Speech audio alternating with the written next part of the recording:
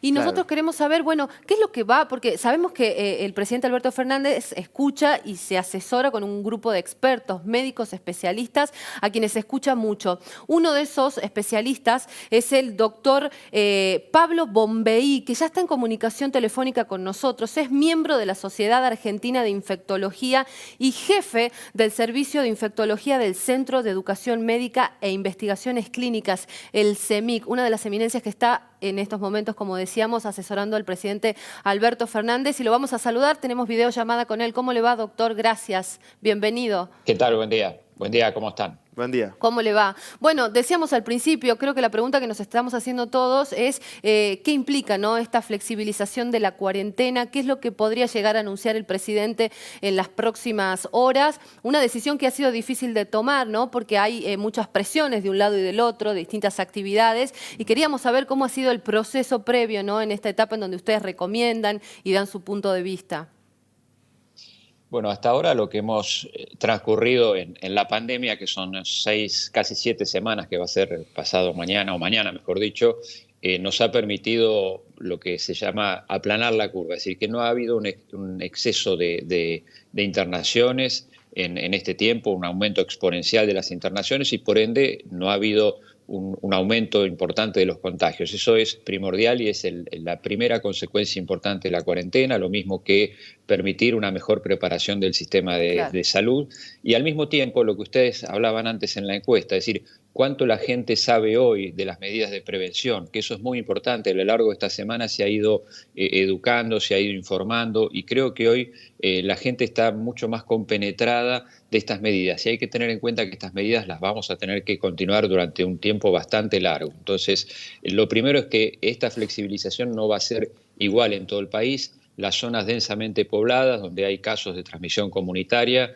seguramente la flexibilización tenga un grado menor que aquellos lugares del país donde no hay casos o donde los casos fueron y ya hace más de 2 semanas, por ejemplo, que no tienen. O sea que, en primer lugar, la flexibilización va a ser definida por cada ejecutivo de cada jurisdicción, de cada provincia, de cada departamento o intendencia, en función de la epidemiología local. Claro. Lo que se van a dar seguramente son lineamientos generales que permitan a cada uno de los gobernadores e intendentes tomar medidas de acuerdo a lo que está ocurriendo en su jurisdicción. Obviamente que en áreas como estamos, en mi caso, en Capital y Gran Buenos Aires, esa flexibilización va a ser menor porque hay un número de casos todavía importante con transmisión comunitaria, entonces esas medidas van a producirse, pero no en la magnitud de otros lugares donde no hay casos. Obviamente que después de 7 semanas de cuarentena hay que ir retomando la actividad, pero hay que hacerlo con mucho cuidado, sobre todo con la cantidad de gente que se moviliza para desarrollar esas actividades y sobre todo en la utilización del transporte Claro. público, que es un lugar que, como ustedes saben, es difícil mantener el distanciamiento social, hay muchas superficies que son tocadas por mucha gente, en fin, todas las cosas que ustedes se imaginan y saben, hay que ser muy cuidadoso y es una etapa donde uno tiene que tratar de buscar estrategias innovadoras y creativas para que la gente pueda retomar su actividad y esa actividad disminuya, no sea, digamos, con gran utilización del transporte público y al mismo tiempo cada actividad tiene que tener protocolos, así como hoy en los supermercados la gente tiene que esperar con 2 metros de distancia y van entrando en forma progresiva. En todas las actividades que se retomen, los protocolos van a tener que ser similares, es decir, si usted tiene un comercio, va a tener que establecer eso, o va a tener que en otro tipo de comercios a lo mejor dar turnos para que la gente vaya y no se agolpe y no se aglomere, en fin, todo eso tenemos que pensarlo, no solo para estas próximas 2 semanas, sino por un tiempo prolongado, porque el virus va a seguir circulando y hasta que tengamos medidas más claras y más contundentes para controlar el virus, por ahora esas son las más importantes. Doctor, transcurridos 50 días de aislamiento social obligatorio, ¿qué lo preocupa? O sea, ¿con qué se despierta usted preocupado? ¿Con qué puede llegar a tener una pesadilla cuando duerme? Y por otro lado, ¿qué lo alivia de todo lo que hicimos a nivel país, entendiendo que cada jurisdicción es un mundo, pero en general a nivel país en estos 50 días de aislamiento obligatorio? Bueno, yo diría, voy a empezar por lo último, que es lo que a uno lo deja tranquilo, o por lo menos lo primero que nosotros tenemos que ver es que la pandemia empezó hace 5 meses prácticamente y el avance del conocimiento en esos 5 meses ha sido muy importante. Si usted va a ver la cantidad de publicaciones científicas en este periodo, son innumerables, más de 2.500. Entonces, hay mucho conocimiento que ya tenemos. Nosotros en nuestro país tuvimos, si uno quiere, la ventaja, entre comillas, de que no fue el primero, sino que primero en Asia, después en Europa y después nosotros, y que nos permitió conocer un poco más lo que iba pasando en otros países para tomar medidas. Yo creo que las medidas que hemos tomado hasta ahora han sido acertadas y por lo menos lo que uno ve en el resultado es que no ha habido un aumento exponencial, como decíamos antes, del número de casos. Obviamente que las preocupaciones son tener más conocimientos acerca del comportamiento del virus. Se habla mucho de si el virus deja inmunidad, si deja protección, si alguien que tuvo COVID-19 queda protegido para toda la vida. Todavía no lo sabemos. Seguramente eso con el correr del tiempo lo vamos a poder determinar mejor. Después hay muchos ensayos de tratamientos, todavía no tenemos ninguno concreto, pero yo creo que en no mucho tiempo vamos a tener novedades porque hay distintos ensayos de tratamiento en distintos lugares del mundo y por supuesto que el desarrollo de una vacuna segura y eficaz va a ser lo que permita controlar en forma definitiva esta epidemia, es lo que uno piensa en este momento. Doctor, le Ahora, quería si uno consultar. sí. Sí, no, disculpe, Sí, a dígame. propósito de esto que usted estaba mencionando recién respecto de la inmunidad, ¿no? Esta semana se habló y se viene hablando en general de incluso experiencias que en otros países se intentaron realizar, que es esto de la inmunidad de rebaño. ¿Cuál es su postura respecto de esto, no? Seguramente ha habido experiencias anteriores en la historia de la medicina, pero ¿qué se entiende sobre esta situación? ¿Qué pasa en este caso concreto del coronavirus?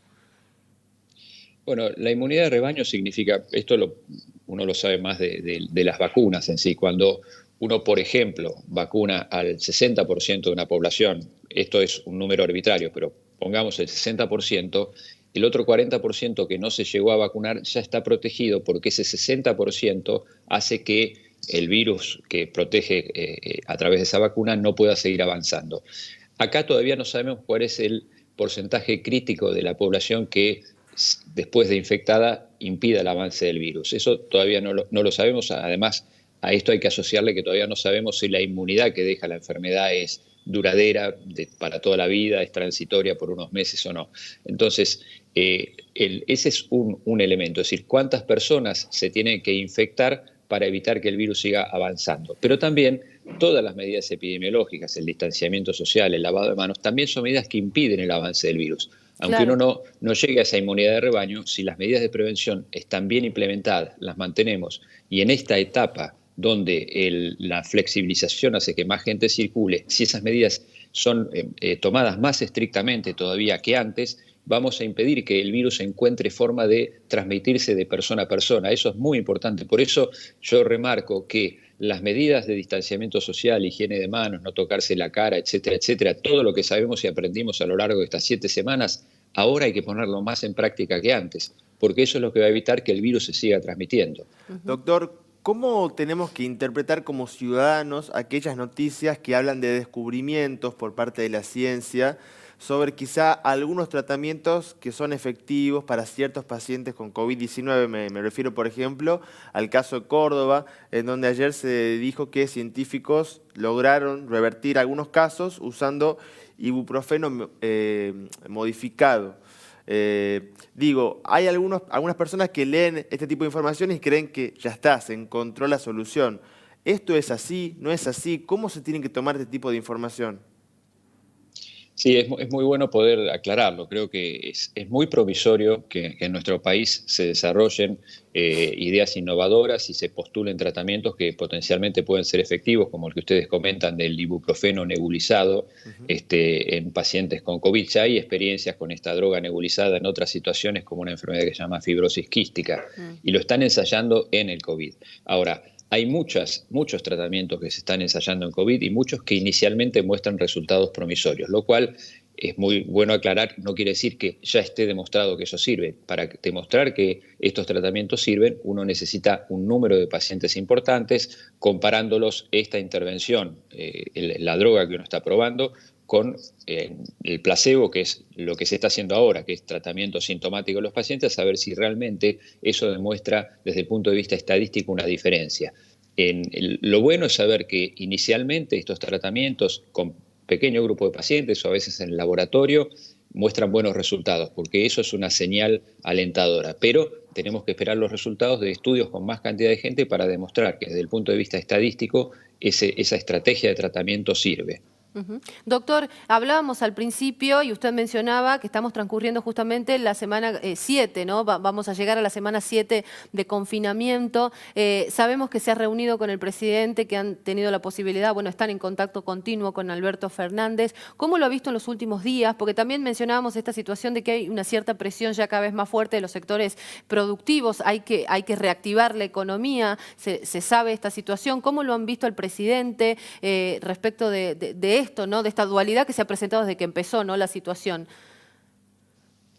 Mire, yo le puedo dar mi impresión. Yo creo que es muy consciente que la salud es una prioridad sin duda y que también con el correr de la cuarentena también las actividades productivas, las actividades económicas se han ido postergando necesariamente por la cuarentena. Entonces, ahora hay que tratar de buscar un equilibrio siempre priorizando la salud, sin que esto signifique un riesgo de que tengamos más casos, un aumento abrupto de casos en el país, con la consecuente cantidad de casos graves y fallecimientos.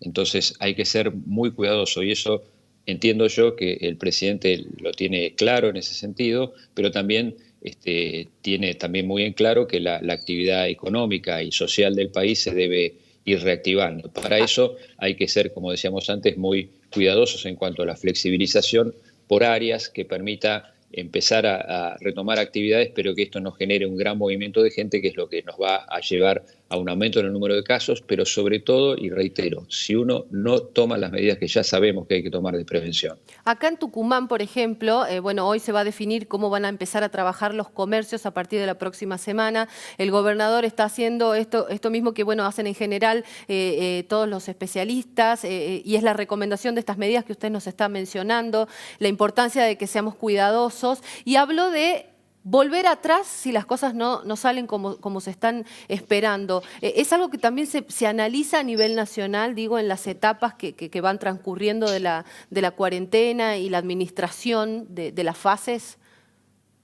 Sí, por supuesto. El otro día uno de los colegas del comité asesor decía que uno tiene que estar con un pie en el acelerador y otro en el freno. En realidad uno tiene que ir avanzando porque obviamente la actividad económica y social hay que retomarla, pero al mismo tiempo tener un freno si las cosas no van saliendo como uno espera que salgan. Es decir, que si uno mantiene la curva de casos como hasta ahora, seguramente la flexibilización va a continuar y luego se va a ir expandiendo y esto va a depender de que cumplamos con todas las medidas, pero si esto no ocurre, seguramente habrá que retrotraer algunas medidas. Esperemos que eso no sea así, pero eso está presente en las estrategias que se están llevando a cabo y que se van a llevar a cabo. Ahora, Doctor, se reportan diariamente entre 50 y 180 casos confirmados en Argentina. A partir de esta flexibilización, probablemente haya más casos confirmados. ¿A qué cantidad a usted le preocuparía? ¿200, 250? Sé que es difícil decirlo, pero más o menos para que tengamos una idea. ¿A qué cantidad ya se empiezan a encender las alarmas? Mire, esto tiene más que ver no por un solo día, sino ver una tendencia de varios días. Claro. Si uno nota un aumento que, digamos, que todos los días se va incrementando el número de casos, si esto sigue una tendencia después de algunos días, eso es lo que va a llamar la atención. No va a ser un solo día, le diría yo, Claro, sino que va a ser varios días y ver la proyección en cuanto digamos, a cuánto asciende la curva. Y en ese sentido es lo que uno va a tomar como índice de progresión del número de casos. Hay que recordar que ahora, al principio, ¿se acuerdan que todos los casos eran importados o relacionados a los casos importados? sí. Hoy en día la mayoría de los casos que tenemos son contactos estrechos de casos. Entonces, hoy hay que concentrarse en la rápida detección de los casos y de los contactos, porque los contactos no detectados que pasan desapercibidos son los que van ramificando y extendiendo la infección. Entonces, hoy es muy importante la detección de un caso y el aislamiento de los contactos. Esos contactos que a lo mejor no tienen síntomas o que a lo mejor no se acuerdan que fueron contacto de ese caso, hay que aislarlos, tienen que estar 15 días aislados para ver que no tengan síntomas y para ver que no transmitan. Entonces, en esta etapa también es fundamental eso, el contacto del rastreo de los contactos y el aislamiento de los mismos para que no se siga transmitiendo la infección. Otra pregunta que le voy a hacer, bueno, relacionando con lo que está pasando también acá en nuestra provincia y a usted como especialista, en caso de que fuese posible su recomendación quizá a las autoridades, acá en Tucumán ya se dijo que no se van a cerrar las fronteras, que se va a hacer hincapié justamente en la gente que está llegando de otros lugares. Teniendo en cuenta que por lo que sabemos y hasta el momento lo que nos han informado las autoridades, no hay circulación comunitaria en Tucumán, ¿le parece oportuno no cerrar las fronteras, dejarlas abiertas? Van a controlar, según afirman las autoridades, o cree que deberían ser más estrictos con respecto a eso. Mire, esas son políticas que tiene que tomar cada jurisdicción. Es muy difícil opinar desde afuera cuando uno no conoce los detalles. Para mí me sería muy difícil. Yo creo que si uno tiene estrategias de control, aunque deje las fronteras abiertas y tiene estrategias de control claras de cómo va a ser cuando viene alguien, cuáles son los protocolos que se van a seguir, uno los puede mantener. Pero ya les digo, es muy difícil opinar desde afuera sin conocer todos los detalles que hacen que uno tome esta decisión. Doctor, ¿qué tan efectivos son los túneles de desinfección que aquí en Tucumán se han usado y mucho en algunos municipios del interior de la provincia? Mire, hasta donde yo conozco, no tienen, digamos, un aval del ANMAT, de la autoridad sanitaria. Creo que son un elemento más, pero creo que acá lo que hay que recordar es todas las medidas que yo les mencionaba antes, sí. El lavado de manos frecuente, el utilizar barbijo o cubreboca, el distanciamiento social, el no tocarse la cara. Creo que esas son las medidas más importantes. Las otras son medidas accesorias. Yo creo que uno puede hacer distintas medidas al ingreso, por ejemplo, a una actividad laboral, como puede ser tomar las temperaturas, tratar de que la gente con síntomas no vaya a trabajar. Todo eso es muy importante. Las demás son medidas que realmente no conozco la utilidad. Le quería preguntar respecto de las clases, ¿no? El sistema educativo que se han suspendido. El ministro Trota decía que no podemos pensar que se pueda reactivar la clase presencial en el aula no antes de julio.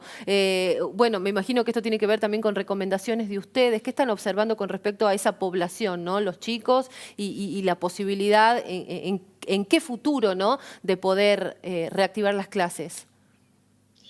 Bueno, la actividad educativa en general, desde la primaria hasta la universitaria, es una actividad que conlleva un gran movimiento de gente. Ustedes lo verán en Tucumán, sí. Que es una ciudad con universidades y con mucha actividad educativa.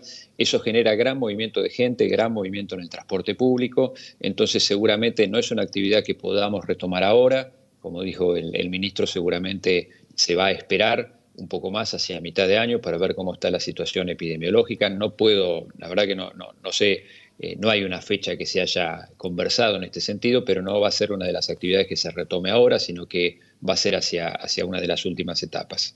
Doctor, algo simple y cotidiano como el uso de barbijo, que por ahí quizá para no todos está claro. A partir del lunes seguramente mucha gente va a tener que salir y quizá no lo sabe usar. ¿Cuáles son las principales recomendaciones que usted le hace a aquellas personas que usan quizá los barbijos quirúrgicos y también los tapabocas? ¿Cada cuánto hay que desinfectarlos? ¿Son reutilizables? ¿No son reutilizables? Si yo me pongo uno, a las 5 horas me los tengo que sacar y renovarlo, ¿o cómo es? Bueno, es muy buena la pregunta. La realidad es que los barbijos quirúrgicos, lo ideal es que se utilicen en los establecimientos de salud, que es donde realmente se necesitan y son donde uno está en contacto con un gran número de pacientes. Entonces el barbijo quirúrgico es sobre todo para los hospitales y centros de salud. El resto de los barbijos, que son los barbijos caseros o los cubrebocas, lo importante es colocárselos que cubran la nariz y la boca, atárselos hacia atrás. Uno lo que no tiene que hacer es tocar la parte delantera de ese barbijo cubreboca, porque es lo que puede estar impregnado de secreciones o de saliva de otras personas. Se lo saca desde atrás, lo guarda en una bolsa y cuando llega a su casa lo lava con agua y jabón, y eso es suficiente, y al día siguiente lo deja secar. Uno lo puede usar para trasladarse a su actividad laboral y volver, y utilizar ese mismo luego de haberlo lavado, o tener un segundo juego para utilizarlo al día siguiente. Lo importante es no estar tocándose la cara porque claro, la gente no está acostumbrada al uso de barbijo, entonces trata de acomodarse el barbijo y eso puede ser una maniobra si uno estuvo tocando distintas superficies que contamine la cara. Entonces ponerlo, no tocarse, no tocar la parte de adelante, sacárselo desde atrás, ponerlo en una bolsa y cuando uno llega a casa ponerlo a lavar. Eso es suficiente como para que el barbijo sea útil y uno tenga menor riesgo de infección. Perdón, doctor, por ejemplo, un caso particular, yo salgo de mi casa con un tapabocas que está desinfectado, llego a mi trabajo y en un momento tengo que sacármelo y lo dejo en un lugar, en una mesada. Ese barbijo queda inutilizable, o sea, tengo que lavarlo para volver a usarlo, o de repente puedo dejarlo en un lugar y a la media hora volver a usarlo en el mismo trabajo y así volver a mi casa. No, uno sí, lo ideal es guardarlo dentro de una bolsa y uno lo puede volver a usar y llevarlo y volver a usarlo hasta el final del día y después al final del día lo pone a lavar y al día Ah, siguiente o usar ese mismo o tener otro. o sea, tratando de evitar que el barbijo tenga contacto con el exterior, digamos. Si uno lo aísla al barbijo de alguna forma, se lo puede seguir usando en la misma jornada. No es lo ideal, pero quizás se Sí, puede. exactamente, y no tocando la parte externa del Claro. barbijo, que es lo que estuvo expuesto a distintas personas. Bien. Doctor, le queríamos consultar también respecto de algunas actividades que sabemos que vienen pidiendo o que están muy afectadas con la situación de la paralización. Son los bares, ¿no? Los restaurantes. Se ha dicho ya que va a ser una instancia quizá mucho más posterior, ¿no? Para poder reactivarla. ¿Cuál es su pensamiento respecto de esta actividad concretamente? Y cuáles serían las posibilidades para que vuelvan a funcionar o reabrir? Bueno, como todas las actividades hay que tener protocolos de procedimientos que permitan volver a esa actividad, pero al mismo tiempo proteger tanto al personal que trabaja en esos lugares como a las personas que concurren a esos lugares. Ustedes habrán visto en distintos países europeos están, digamos, haciendo actividades dentro de los restaurantes, pero con separación, con distanciamiento social de las personas, inclusive con mamparas que separan Claro. las mesas. Es decir, va a haber que ser creativo e innovador para ver de qué forma podemos retomar las actividades protegiendo a los clientes en el caso de estos comercios y protegiendo al personal. Yo creo que eso se va a poder hacer de esta forma, digamos. Hay que pensar que no vamos a poder volver a lo que era un restaurante o un tipo de comercio de esas características con un montón de gente en un espacio reducido. Lamentablemente, por ahora eso no se va a poder hacer, así que hay que pensar en soluciones creativas, es decir, dar, por ejemplo, reservas y cada 2 horas citar un número de personas que no llene el restaurante, que Claro. tengan separación de más de 2 metros, en fin, todas esas cosas seguramente se van a poder ir haciendo bajo esos protocolos, ¿Y ¿no? eso a Doctor. partir de cuándo? ¿En qué etapa de esta flexibilización de la cuarentena en Argentina podría ya empezar a permitirse, no? Yo creo que muy probablemente en una etapa posterior a esta que va a comenzar el lunes se empiece a hablar de esas posibilidades, de esas actividades. Doctor, desde ya le agradecemos los minutos porque realmente tenemos muchas Sí. personas que nos están haciendo consultas en este momento y de cuestiones cotidianas. Insistimos, hay mucha gente que a partir del lunes quizá vuelve a salir después de mucho tiempo y no está al tanto, por ejemplo, de algo tan simple como qué pasa con la ropa. Yo salgo a hacer un trámite al centro con quizá la única campera que tengo para el invierno, estamos cerca del frío. A esa campera, una vez que yo salgo a hacer el trámite, la tengo que, digamos, lavar sí o sí cuando vuelvo o puedo dejarla en un lugar, rociarla con alcohol 70% y la puedo reutilizar. ¿Qué pasa con la ropa? Perfecto. Esto que usted dijo, esto último que usted dijo es perfectamente correcto. Ujú. Digamos, uno puede usar una ropa, llegar a su domicilio, rociarla con algún producto de limpieza, dejarla secar y orearse y uno la puede volver a utilizar. No hay problema. Lo que uno tiene que tener precaución, sobre todo, como decíamos antes, es el lavado de manos. Todo lo que uno toque, las Claro. superficies que haya tocado, tiene que cuando uno vuelve a su domicilio y si es posible antes lavarse bien las manos. Lavarse las manos implica lavarse las superficies de la mano de los dos lados, Claro. entre los dedos, el dedo pulgar. Todo eso es muy importante, aunque parezca algo mínimo, eso solo es clave para disminuir la transmisión de la infección. Entonces, la ropa y lo que uno haga en su casa cuando llegue también agrega, por ejemplo, sacarse el calzado cuando uno llega, dejarlo que se seque, y la ropa, como usted dice, la campera que uno usa, rociarla con algún producto de limpieza y luego de eso usted en un rato la va a poder volver a utilizar. Le Doctor, iba a preguntar, sí. perdón Mati, porque mencionó lo del calzado. ¿Cuáles son efectivamente los recaudos que hay que tener, ¿no? Con eso, sacarlo, dejarlo fuera de casa, no hay que ingresar con los zapatos que uno estuvo en la calle. Mire, lo ideal si uno puede ingresar a su domicilio con el calzado, pero tener apenas entra un lugar donde dejarlo, digamos. Claro, Entonces uno se saca el calzado que usó en la calle, le puede pasar algún producto de limpieza en la suela, dejarlo y después lo puede volver a utilizar. Pero lo ideal es que apenas vuelva de la calle uno no esté, digamos, transitando transitando. dentro de su domicilio con ese calzado que viene de Y la lo calle en mismo, forma inmediata, sino que pasarle un producto de limpieza y luego más claro. tarde usarlo. Claro, y lo mismo debería ocurrir cuando ingresamos al trabajo, por ejemplo, que por ahí son las actividades entre las que uno interactúa en general, los que están exceptuados y han podido retomar sus actividades, ¿no?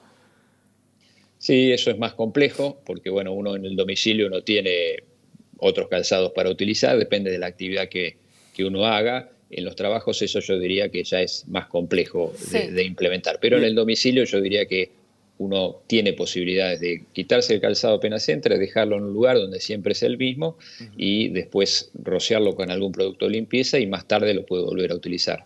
Bien, la última de Mm. mi parte, doctor. Hay que Sí. recordar una sola cosa, perdón, que así como el virus es muy transmisible, también es muy sensible a todos los desinfectantes. Es decir, el virus rápidamente desaparece cuando uno utiliza alcohol al 70 o muchos de los productos de limpieza de COVID disponemos, como la lavandina diluida sola, que es suficiente para pasar al piso y el virus rápidamente muere y desaparece con estos productos de limpieza. Claro, Bien, claro. y la última de mi parte, si usted tiene un familiar, un amigo muy cercano que es paciente de riesgo, que tiene hipertensión o que tiene diabetes y que está exceptuado para salir a trabajar a partir de la semana que viene, ya sea al comercio o es profesional, de lo que sea y puede salir, ¿usted le recomienda salir o le dice si puede, quédese en su casa? Mire, lo ideal en esta etapa todavía es resguardar a los grupos de riesgo. Así que si uno está dentro de los grupos de riesgo, en esta etapa que viene ahora, también permanecer en casa es la medida más segura que hay. Así que los grupos de riesgo, los mayores de edad, también deben seguir estando en casa, que es por su protección justamente. Pero digamos que hay mucha gente que va a empezar a moverse, como ustedes señalan, gente a Claro, lo mejor sana y joven, Claro. pero que si no toma las medidas le puede llevar la infección a un conviviente, que es alguno de los personas que tienen factores de riesgo, una persona mayor. Entonces, por eso es muy importante que las medidas de prevención las tomen todos, aunque sean jóvenes y sanos, porque pueden volver a su casa y llevar la infección sin saberlo, totalmente asintomáticos y transmitírsela a alguna de las personas que están en los grupos de riesgo. Bien, doctor. Bueno, le agradecemos muchísimo por su tiempo, por la claridad con la que nos ha explicado muchos conceptos. Siempre está muy bien poder refrescar todas estas cosas y bueno, las consultas que nos hacía también la gente, ¿no? De cosas diarias, que a partir del lunes se van a empezar a volver más frecuentes y hay que estar muy preparados. Gracias, ¿eh? No, al contrario, gracias a ustedes. Un saludo.